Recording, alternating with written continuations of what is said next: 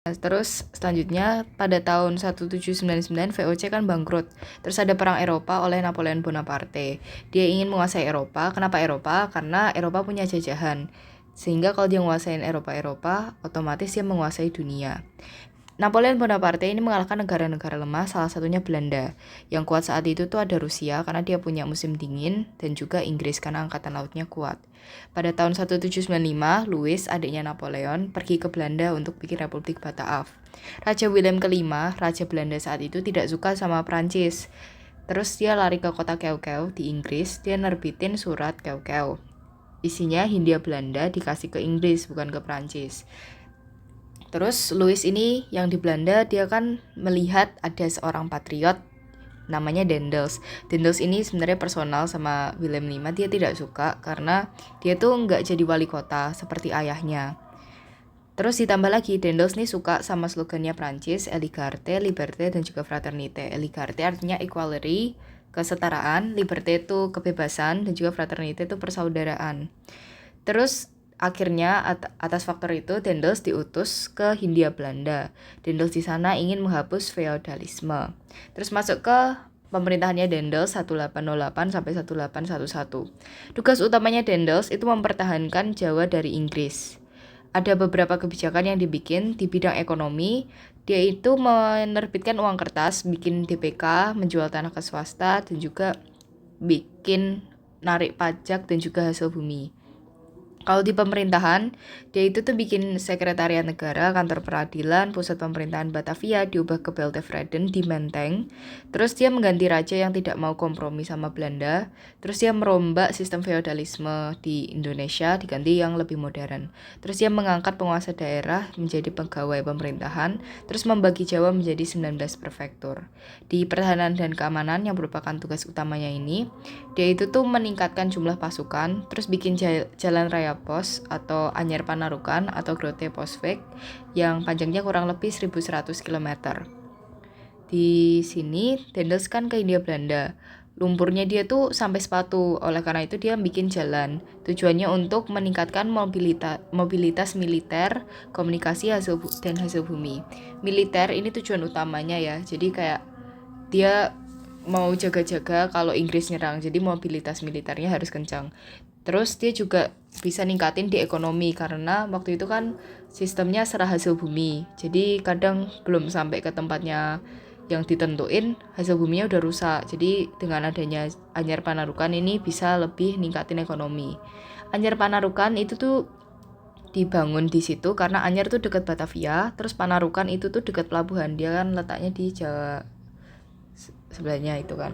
Terus Jawa Timur. Nah, terus dia tuh terletak di utara karena dia dekat laut. Inggris waktu itu datang kan dari arah laut. Terus dia juga bikin armada, bikin pelabuhan armada. Terus dia tuh kompromi sama Mangkunegara II untuk bikin Legiun Mangkunegara yang isinya pasukan. Terus dia di bidang peradilan, dia juga bikin peradilan Eropa, Timur, dan juga pribumi, dasarnya rasisme. Nanti perbedaannya dengan peradilannya yang dibikin Raffles itu dasarnya adat istiadat. Terus di peradilan dia juga memberantas korupsi, padahal dia sendiri korupsi. Kesalahannya Daendels yang utama itu dia menjual tanah ke pihak swasta dan hasilnya disimpan untuk diri sendiri, yaitu korupsi tadi. Terus dia juga suka ikut campur kerajaan, sehingga dicap Mas Gala atau gubernur tangan besi. Seperti contohnya di kasusnya Pangeran Cornell, dia menjabat tangan Daendels dengan tangan kiri dan tangan kanannya membawa belati untuk provokasi. Lalu oleh karena faktor-faktor tersebut, Daendels dianggap tidak patuh terhadap pemerintahan Prancis, lalu ditarik kembali ke Belanda. Lalu digantikan oleh Janssens pada tahun 1811. Nah, di Mei 1811, dia itu tuh memerintah, tapi dia tuh tidak cakap. Dan dia tidak dapat melawan Inggris. Bahkan saat dia melawan tentara Inggris di Tanjung Harapan Baik, Afrika, pasukannya tuh sampai kabur. Jadi dia tuh benar-benar bot lah, intinya dia nggak bisa mimpin. Terus tanggal 4 Agustus, Indonesia tuh, Jawa tuh diserang sama Inggris membawa 60 kapal yang diketuai sama Raffles nantinya. 26 Agustus, Inggris direbut Batavia. Inggris merebut Batavia. Terus Janssens lari ke Semarang. Terus dia gabung dengan Legiun Mangkunegara yang dibikin sama Daendels tadi. Terus akhirnya kalah. Terus 18 September 1811 dia menandatangani perjanjian kapitulasi Tuntang yang berisi Jawa dan sekitarnya yang dikuasai Belanda diberikan ke Inggris. Terus tentara Belanda jadi tawanan bangsa Inggris. Terus orang-orang Belanda bisa dipekerjakan dalam pemerintahan Inggris. Terus masuk ke Raffles 1811 sampai 1816. Inggris itu udah nyiapin pasukan di Penang, Filipina. Di Penang, Malaysia. Oke. Terus Raffles ini tuh juga merupakan utusan dari Lord Minto, kayak semacam bangsawan Inggris juga. Tujuan utamanya Raffles itu tuh untuk mengatur pemerintahan, meningkatkan ekonomi, dan juga merebut Jawa dari Belanda. Prinsip Raffles ada 3 dari setiap kebijakannya, yaitu kerja rodi harus dihapuskan, digantikan dengan tanam bebas. Peran bupati sebagai pemungut pajak dihapus, jadi perannya diganti ke pegawai pemerintah. Terus tanah itu milik negara sehingga rakyat harus menyewa. Makanya nanti diterapkan land rent system. Di bidang pemerintahan, Raffles itu tuh menjalin hubungan yang baik dengan penguasa lokal yang anti Belanda. Dia membagi Jawa menjadi 16 keresidenan, terus bupati dijadikan pegawai, gajinya tuh uang. Tapi di sini juga Raffles tuh sering ikut campur di pemerintahan raja-raja, seperti di Jogja saat dia memihak Hamengkubuwono III untuk menggulingkan Hamengkubuwono I. Lalu di Palembang dia memihak Najamuddin dibandingkan Baharudin. Ini ikut campur lah dia. Terus di ekonomi dia tuh menghapus pajak dan serah wajib, membebaskan usaha. Terus dia melakukan monopoli garam. Terus dia menjual tanah ke pihak swasta dengan usaha melanjutkan kopi. Terus menghapus kerja rodi dan perbudakan. Terus juga dia membangun land system, yaitu dia tuh bikin land system dengan ketentuan harus menyewa meskipun pemilik tanah. Terus harga sewanya tuh tergantung kondisi tanah, pembayaran dengan uang tunai. Terus dia tidak bagi masyarakat yang tidak punya tanah dikenakan pajak kepala perorangan. Tadi kan sempat di-mention dia menghapus perbudakan, tapi si Raffles sendiri tuh sebenarnya menyimpang karena dia tuh pernah ngirim budak ke temennya namanya Alexander gitu. Jadi sebenarnya perbudakan ya dia sendiri melakukan. Terus dampak positif dari Raffles, pertama dia bikin History of Java, menulis History of Java. Terus istrinya Olivia, dia itu tuh membuat Kebun Raya Bogor.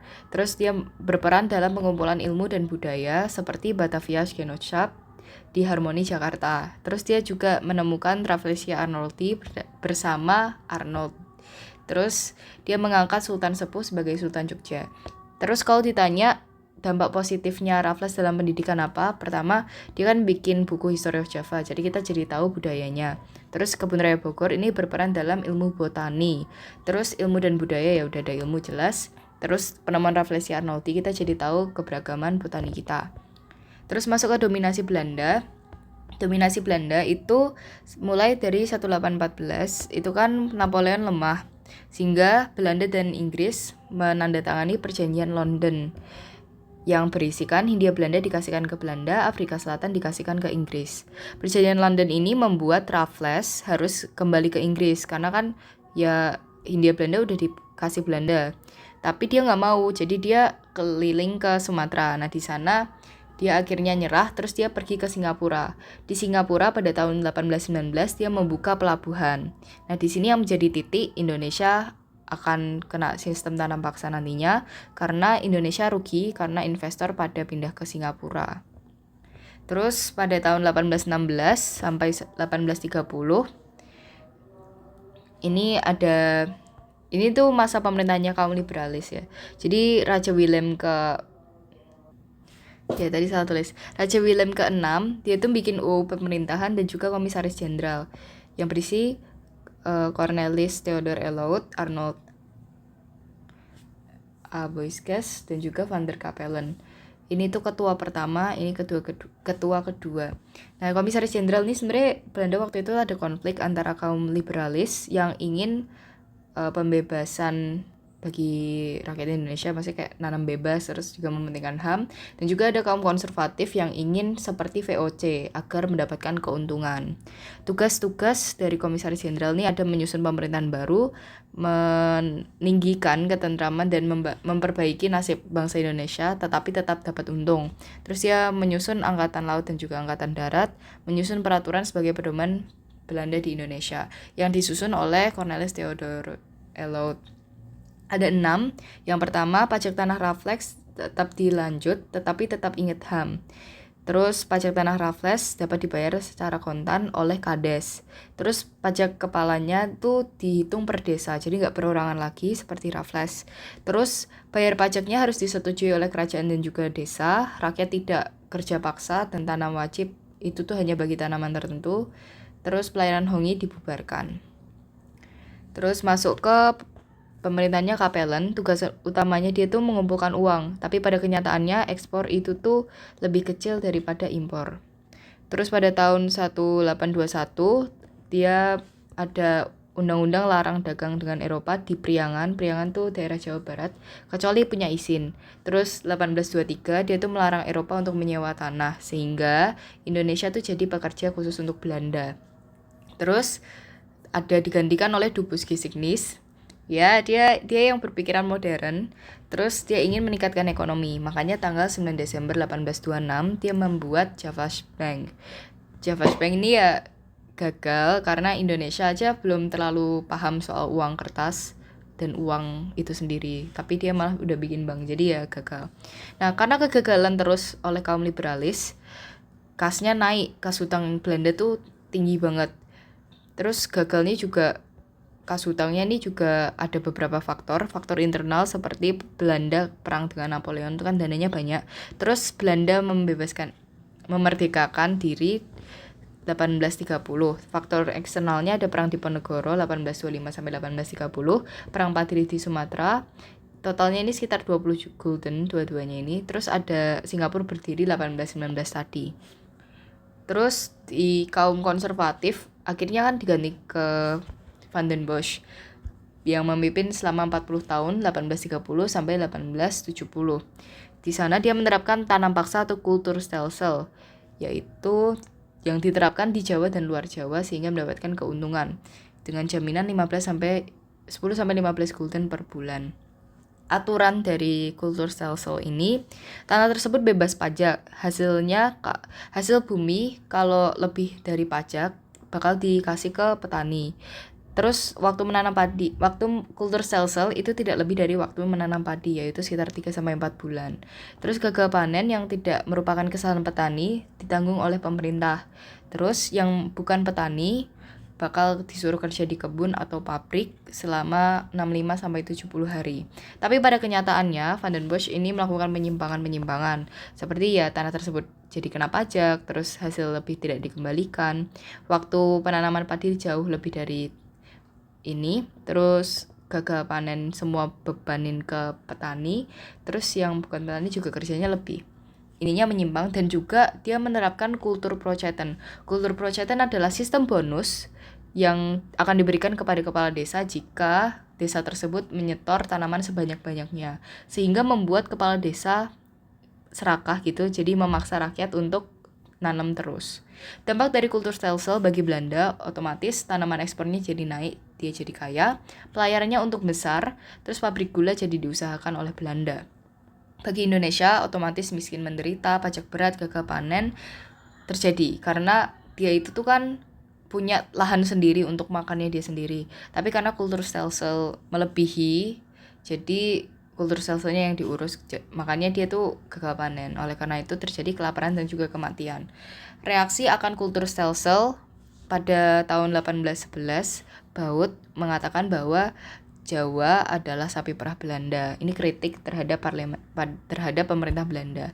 Terus rakyat Indonesia di Pariaman Padang 1841, dia ini mengatasi dia tuh kayak protes tapi diatasi oleh kultur procetan. Jadi Belandanya nggak usah terlalu susah-susah, udah ditekan kadesnya sendiri.